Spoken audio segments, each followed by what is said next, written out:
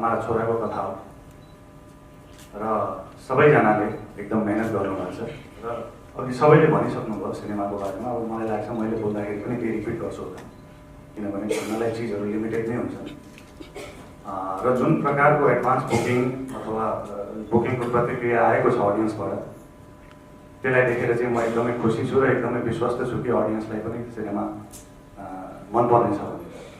Thank you so much. सन्तोषजी, जस्तो नि के अरे अब यत्रो समय लगाएर फिल्म बनाएको भनेर चर्चा छ है, खासमा बलिदान कति बजेटमा बन्यो के भोलिसम्म अब आउँदाखेरि यसको बजेट कति पुग्दैछ? त्यस्तो छ, हामी चाहिँ अब टिमले बढी काम गरियो। मेहनत अब चाहिँ अब जुन तरिकाले हामीले यो अब हिसाबले अब 3 वर्षदेखि जति पनि हामीले चाहिँ मेहनत गऱ्यौँ, त्यो स्टोरीमा काम गऱ्यौँ।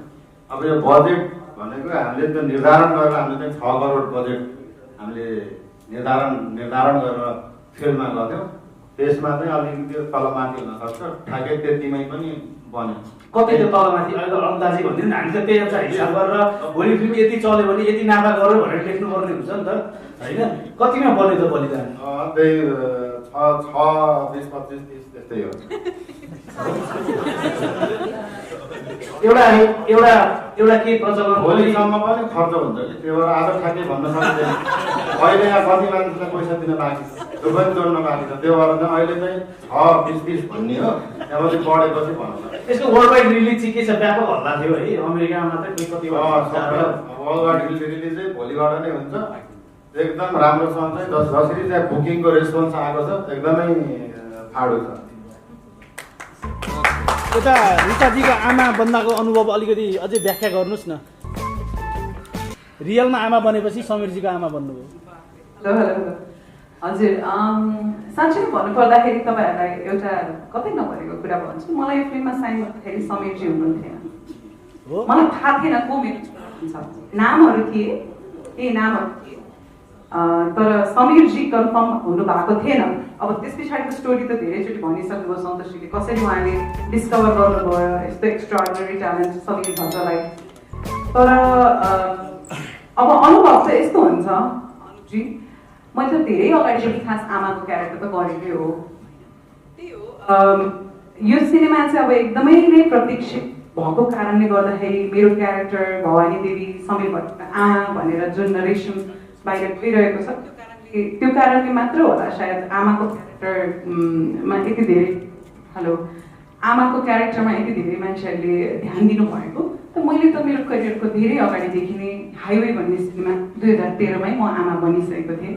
अब अहिले अलिक ठुलो छोराको आमा भएकी छु, त्यो मात्रै फरक हो।